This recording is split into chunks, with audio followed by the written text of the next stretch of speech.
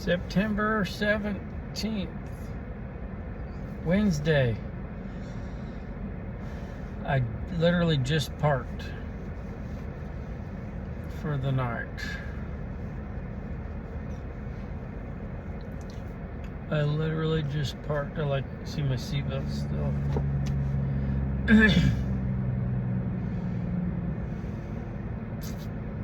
That's how we roll. We just do what we gotta do.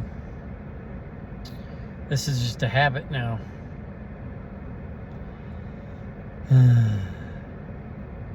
My tongue hurts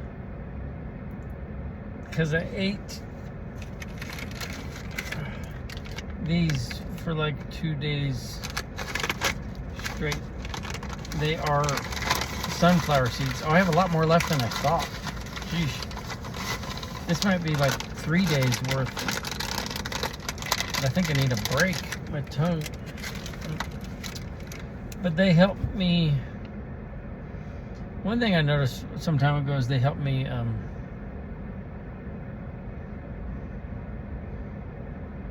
like stay when I'm tired and if I'm driving, like on road trips.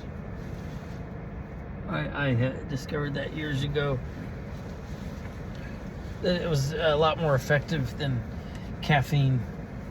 Because at some point, caffeine is just like a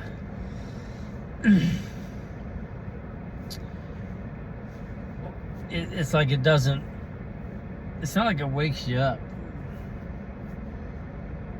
I find at some point you're just kind of like in this weird state that's not really necessarily more alert. If you do enough of it, it seems like that's how it goes. And I do quite a bit of caffeine, so I have experience with that. But yeah, for some reason, the act of eating basically is what you're doing, chewing/eating. It keeps me awake and alert. And with sunflower seeds, it's so, you can't really overeat because it's so laborious to get out one little seed, but it also just occupies your mind. You do it all in your mouth, have some seeds over here and then bring one out and crack it with your teeth, and your teeth and tongue get the seed out, then you eat the seed and spit out the shell. But it hurt my tongue. I need a break. We just had dinner at Chez McDonald's.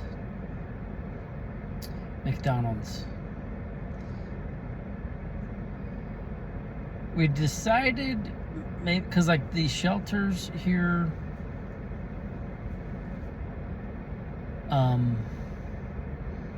the electricity stops working for some reason. On 2 of the main shelters we would use, the electricity stopped working. So we can't cook with those things, with just electricity at those shelters, but we can use our power bank, our power converter, and do that. But cooking kind of takes like a third of the power, I think. So it's hard to do that every day because then you got to recharge it, and then where do you get it? Can't do that at the parks because there's not the electricity. So we figured let's try one meal a day, like it somewhere cheap where you can hang out, like McDonald's. And it's a good McDonald's. It's nice, and it's actually kind of cool because all the college youths and maybe high school, I don't know, come hang out, and it's just kind of a vibrant atmosphere at night. And the kids here are more respectful. It's not like other places. It's a good town. It's a really good town. But so we sat there and had our dinner and charged our EcoFlow power bank and our cordless fan battery. So now our EcoFlow is at 100%, our fan battery is 100%. So the fan will get us through the night, and might be able to get us through a couple nights, actually. if we got up early enough.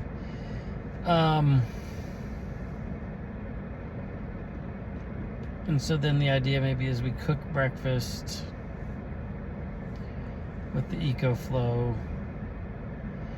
and then we maybe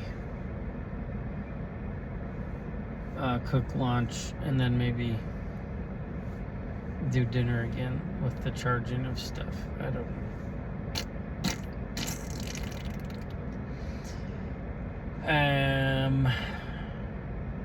Really interesting stuff.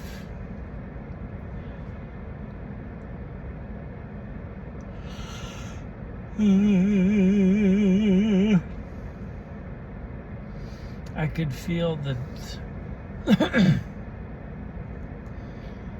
tiredness of my brain today. After my long run day, my brain gets tired, I guess, at least, especially at the altitude. Here comes my lady. I'm doing the vlog. Oh, sorry. It's okay. I know you don't like to be in them. I want you in them, but you won't be in them. Hello. Hello. That's her hair.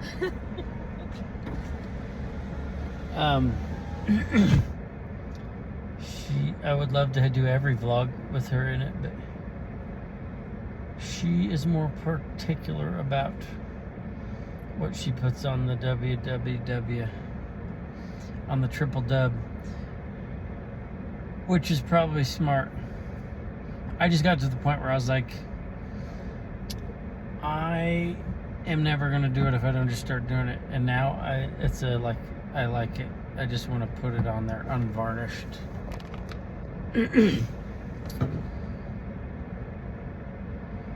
Unedited and stuff. So, because I'm really just doing it for myself, to be honest. This is kind of like therapy for me, or journaling. So, yeah, I could feel the tiredness in my brain. It was funny because I felt like I slept good, actually. Like my body felt good this morning, and I did sleep longer. But I was like, okay, I ran a lot, and I ran right before bed. And my watch said, "Hey, you had too much stress too close to bed, so the quality of your sleep sucked, and you're probably going to be irritable and tired today." And I think what I noticed, I think I was maybe a little impulsive today. I was a little more aggressive with driving. I wasn't angry, or I didn't feel irritable, actually. I enjoyed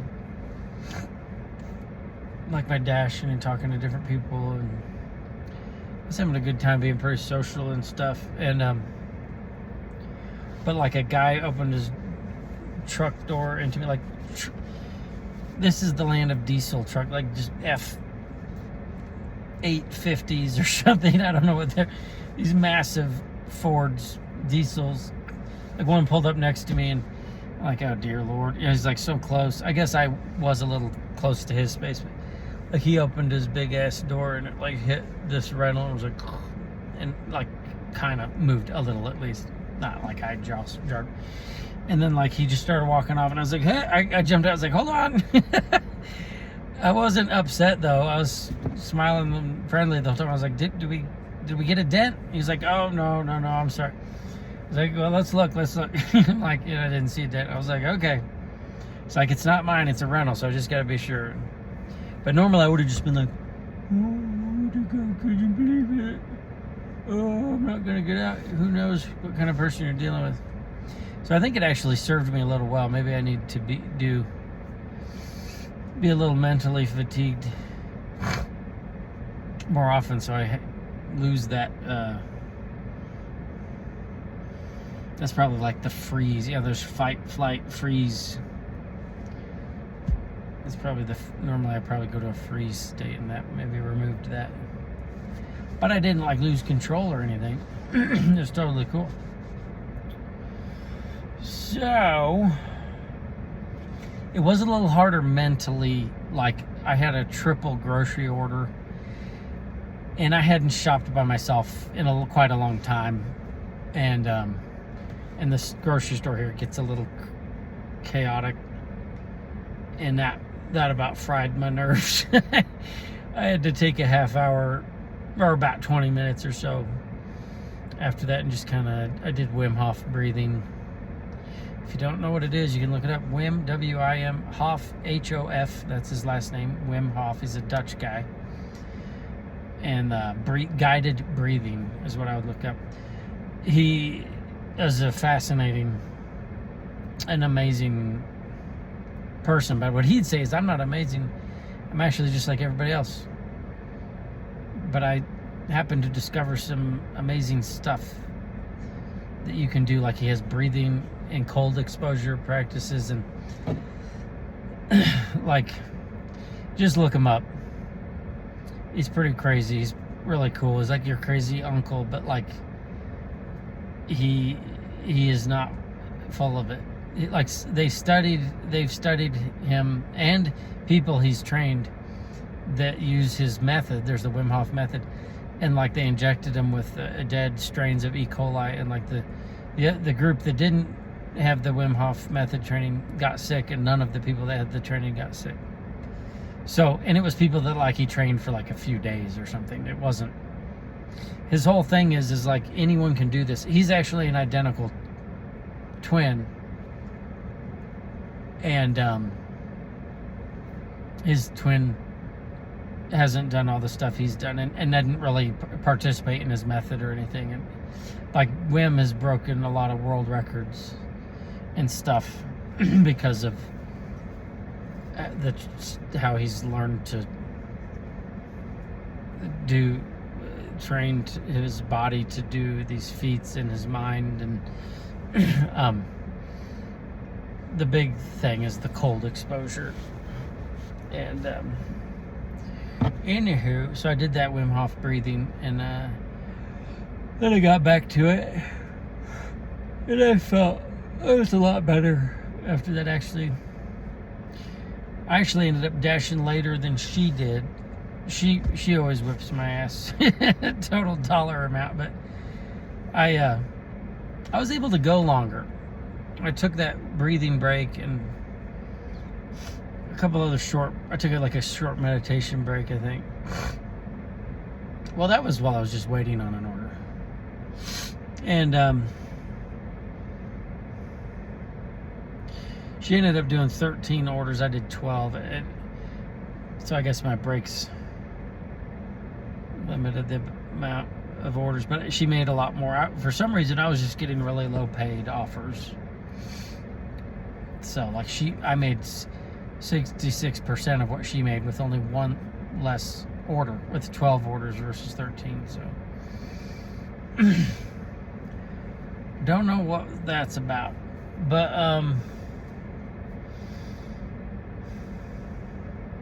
yeah, it was interesting. So this is a rest day from running or working out, and so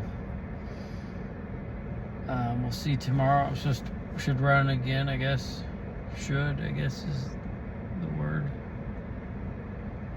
We'll see how my numbers are. My heart rate variability plummeted last night, I guess because of the run. I don't know, late at night, or the combined afternoon plus evening run. It could mean that your body's trying to get sick. I probably should have taken N-acetylcysteine. Maybe tomorrow morning I'll do it. I guess I could take it tonight, but I'd like to wait and see what my heart rate variability does tomorrow. And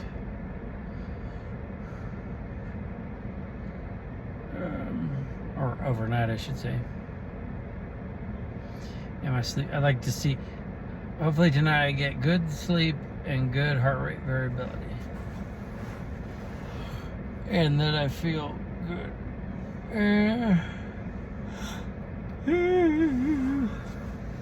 I'm still working on studying and writing about time and scheduling and that kind of stuff. I did some of that at the library, reading that book, which I can't remember. The title's like long and boring, so I can't remember. And the author's last name is Bluedorn, Bluedorn. It was written in, I want to say 2002, or published, I mean. And so it's an interesting book. The guy really has done his homework, but it's some of this concepts I'm kind of like, it's kind of academic feeling, a little hard to read, but I'm still working through these ideas in my mind. It's kind of weird. I think part of the reason I'm so slow to work through it is because we had that stressful week in Kansas City with our life just kind of going to upheaval, and then the heat giving us lack of sleep, messing up our sleep, and then here now we're adjusting to altitude. By the way, I think I'm at 82% acclimated. So maybe I'm just kind of like, but it's also just kind of deep foundational, like, paradigm shift in a sense. Like, that stuff can take time, to let it soak into your brain, at least for me. Like, one of the things was that occurred to me was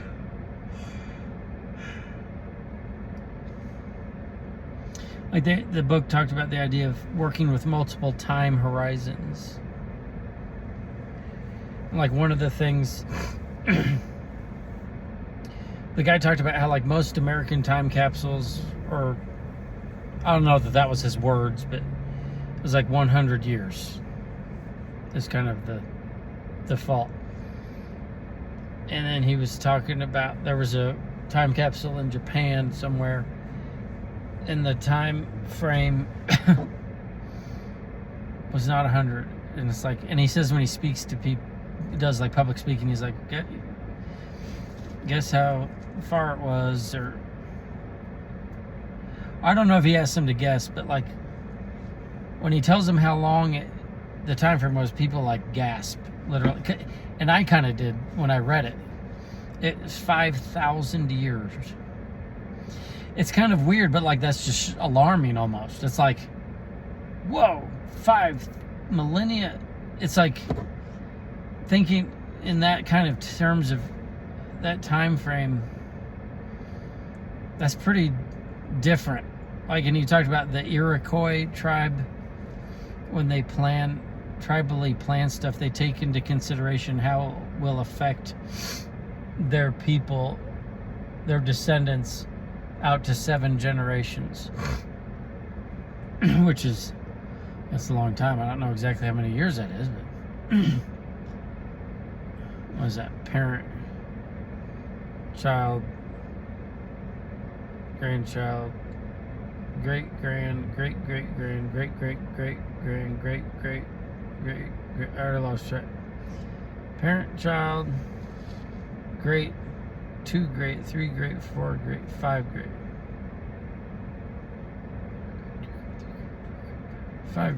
So that's pretty wild. It's just kind of interesting. It's like, whoa. Because I know I don't think like that. I think maybe like, arguably I'm kind of thinking like I try to stay healthy and fit, but it's like that's mostly so I can just optimize my ability in the short run, like now even, and maybe next year or so, 5 years. And in a very loose way, I say, well, maybe this will extend my healthy years of life and make me not to be a burden on loved ones. But I'm not really thinking beyond that. And I think about like what I do now and how it does. As a Christian, of course, I think of eternal impacts. It's like, but do I really grasp it? Do I really think of it as eternity? Like what is that? What I'm doing now spills over into my eternal life. Like I heard one author, I can't remember now, say that like I was reading about Catholicism, and they're like they view it like your eternal life starts now, like you're already living it. So it's seamless in a sense. You're dying is just a transition, and then you continue. And so what you're doing now is connected, is all just one thing. So it's like, do I think in terms of that, as much as, as I think I do I understand it really? And I was writing about, I was thinking, like, can't remember how, but I thought of the this Olympic marathoner, an Irish guy named Stephen Scullion, and he's on YouTube, and that's where I heard, where I'm from. That's where I've heard him, and he was saying something like, the way that the best of the best runners, like, people like him, and he even considers other greats to be, out of his league. And it's like the elite amongst elite amongst elite kind of. It's like they have they have a lot of latent ability, but they have a very, very, very disciplined approach to life. And he was saying the way that these elite guys manage to keep performing so well, or at least one of the ways, is they don't sit back on their laurels. Like you have a training plan, which might be 6 to 8 weeks or something, I don't know, and you think, okay, this year I have a big marathon or something, and I need to get a certain time in this marathon to be able to go to the Olympics. So I'm going to start the year whenever it starts. It doesn't have to be January 1st. 5K training plan, 10K training plan. And I don't know that this is exactly, don't quote me on it. Half marathon. So, like, you could have a few different training plans within the year. And of course, within those training plans, getting hot, you have build up and rest, it's kind of like, like do, because when you increase distance or intensity, you break down your soft tissues, stress your musculoskeletal system, and every system, really, your nervous system, everything. And then you go a little short, pull back real short, decrease distance and or intensity, then hit it again, go back up, but then go higher than you did before, reduce, and that's how you build it. You put a strain on it, you give time for the body to adapt and get stronger. You put a strain on it, give body time to adapt and get stronger. And you do that over and over and over and over. And then between training plans, you do that too. But he's saying between those training plans, these elites you don't take too much time off. It's like you want to hit this optimal point where you're challenging yourself a lot to go to the next distance. It's like, okay, this is going to be hard, but I can do it. I'm not maybe as recovered as I could be, but I also still have a lot of strength and endurance and speed in me that I may otherwise lose if I rest longer. So they kind of springboard. It's like training plan, springboard, training plan, springboard, training. And it's a challenge. At the end of these training plans, I know I've experienced it, and I've heard these big time people talk about it. You're feeling not great. You're fitter than you were, definitely. Faster, stronger, have more endurance, your cardiorespiratory system, your musculoskeletal system is all more capable. but you don't feel good necessarily. Oftentimes, at least, I should say. I never do. When I'm at the end of that build, you feel the taxing effects of what you've been doing for that training block. But the reward, the payoff is the fitness. Now then you can get into his fitness and health, the same thing. Arguably in ways you're healthier. Maybe in others you're not. I don't know. Because of how crappy you feel. And so, because, all this stuff, exercise, strengthening, running, it all causes inflammation. But your body responds to that inflammation and then repairs you and makes you more capable, increases your bone density, the muscle strength, density, the nervous system responds. You have more of an impact of a growth there. You actually can grow new neurons when you run. That's one of the only things that you can do that with.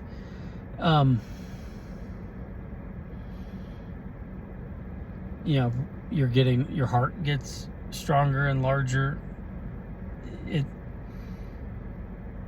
But it doesn't feel great. But anyway, these guys, they're thinking of the long term, and especially like Olympians, they may be thinking like 4 years away. So talking about multiple time horizons, they're thinking of 4 years, but they're also just thinking of what's my session to do today. And they're, of course, thinking of their training plan maybe a month or two out, or maybe the next one that's further out, or even just the year. But it's like they might be, these guys that are the best of that kind of are maybe like one of the best examples of having this grasp of looking at time both in a Newtonian or fungible sense and looking at it as more of what he calls, that Blue Dorn guy calls epochal, epochal sense. Because I'll tell you, these guys are thinking, I am in my, whatever, this training block. I'm in this training plan, and then within those plans and those blocks, they're thinking of time as blocks and plans and like year goal. Like, so they're very much thinking like that, and because they have to be very keenly aware of how hard they can push themselves, how hard they can get away with pushing themselves, when they need to take it easier, when they need to rest, and they got to look at that from they got to look at that, projecting that out, and they also got to look at it in the very short term, because you can get blind to the short term, for sure. You can just be thinking, in a year, I'm going to run this marathon, or whatever, in 16 weeks or whatever it is. I'm going to run this marathon, and today this is what training I'm supposed to do, so I just do it, and I just go out. And a lot of these guys, one of the common refrains you'll hear them say is, I went too hard when I was supposed to have an easier day. And what that does is it screws up their recovery. Because like recovery can include exercise still. Like they have recovery runs, like where you're just doing a run but easy. And the tendency of anyone that exercises, almost anyone, is to overdo it. Or most people, I should say. It's to like, every time I gotta have a good hard workout. It's like, no, you're better off working out more frequently with less intensity. It's like there's essentially an 80-20 rule, like the Pareto principle, like applies to pretty much everything. Which is, if you're not familiar with that, I would Google it. Pareto, Pareto. It's kind of mind blowing. It's 80% of the work gives you 20% of the results. It applies to almost anything. Like 80%. or 20% of the work. Sorry, I reversed that. 20% of the work gives you 80% of the results. So like 20% of the fresh water sources provide 80% of the drinking water, or 20% of the cattle in a herd bear 80% of the offspring. This stuff just applies everywhere. It's weird, but it turns out it applies in running. 20% of your efforts give you 80% of the results. And so, not to say that, so like when you look at the runs, it's not that 80% of the efforts don't give you anything, but like the hard run, the very intense runs, that's more like supposed to be like 20% of your runs. And then so like 80% are supposed to be more easy, like conversational pace. So where was I going with that? Oh yeah, the micro, thinking in the day. It's like, so these guys have to be aware. Okay, what am I doing? Where am I at right now in my recovery? Where am I at in my plan? And what can I do today? What am I really keeping this run a conversational pace? You know, because pride gets in, or even beyond that, sometimes it's subconscious. I've noticed myself speed up my running pace when I pass other people. I didn't even have to think about, I want to look fast or whatever. It just happened. So it's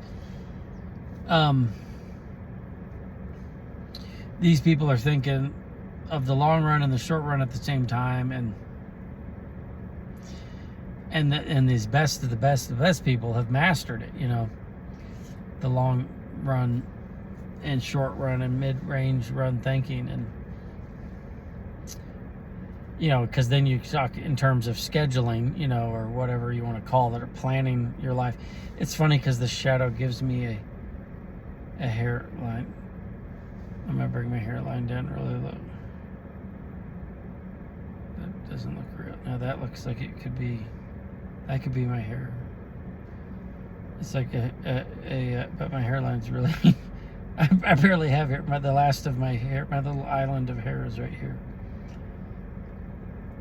That's funny, but it kind of looks like parted hair. But this is really what it is. But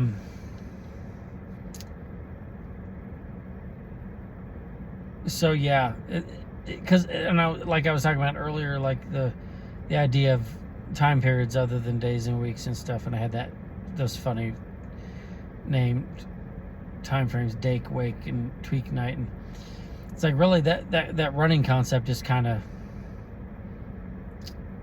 has that running or training plan concept is the same idea, although those are based typically on weeks, 7-day weeks. But you know, the people are thinking in terms of these blocks, you know, instead of the actual weeks or months themselves. And because that's what happens to work for running.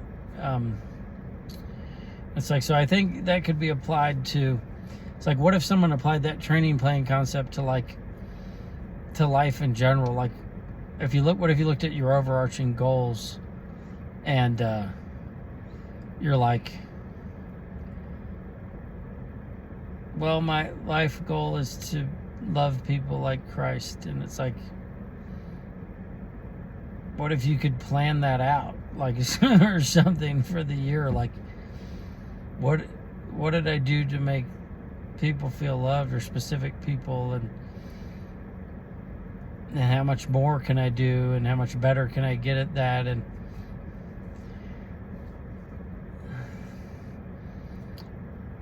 it's kind of interesting, you know, because like, I think we tend to make our plans based on like things that aren't really necessarily our overarching goals or values, you know, because of course we want to be good people and love our loved ones and make them feel loved, or try to make them feel loved. And although true love isn't always something that makes someone feel loved, but it's so hilarious. This looks like a hairline. It's funny. But yeah, I don't know. I haven't fully fleshed it out yet. But it's like, what if you planned life that way? And it made me think of that lyric in that musical, that song in the musical Rent. It's like, it says something about how do you measure a year, like in all the minutes, 525,600 or something like that. And he says, like, something ends up saying, like the chorus or something is like, you should measure a year in love or something. And that's kind of interesting, because I had that thought before I thought of those lyrics, and it's like, what if you did something like that? Could you do something like that? I don't even know how you would. You could at least try. And I know it kind of affected how I worked today. Like, I wasn't just looking at everyone like in a tool to give me something I wanted, or an obstacle to my goal. I prayed and asked for God to help me to be a light, and I just saw the people as people, and I tried to do right by the customers, get their order to them timely and accurately, but I also just tried to be kind and friendly and courteous, and not in as much of a rush, to get what I needed, but to put other people first. And I think I noticed a difference in how people reacted for the most part. So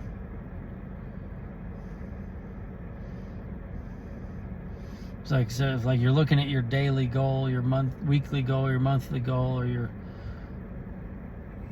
quarterly goal, or something, it's like, maybe it's like, my ultimate goal is to love people like Christ. It's like, that really changes how you go through your day. It's like, because the reality is, you're saying love people like Christ in spite of what it might mean for my sub goals, like making X dollars, or writing Y number of blogs or something, because that's how it plays out. Like, it slows you down when you let the old lady go in front of you, or you stop to talk to someone that's chatting because they're lonely or something. That's the reality of it. It's like that would be a daring thing to try, because there'd be a real cost to it. But makes you think, what is my ultimate goals here? What are my ultimate goals? So, still thinking on those ideas. I'm not just pounding out blogs like I was before. Maybe I'll get back to that, but I feel like I'm in a different season or something. And that kind of goes along with this paradigm shift on time. It's not just another day or another week where I should have X number of blogs. It's like, maybe there's just I'm in a different, for a number of reasons, I'm just in a different season or something, right now. And anyway, I guess that's about it. So, I'm not thinking of anything else at the minute. Oh, but I realized I forgot to delete my old video, so I better stop this quick before it cuts me off. Thank you guys for watching. I pray for you guys. God bless these people. I won't say all those prayers I did last time, because I'm afraid of getting cut off. But thanks for watching. All right, bye.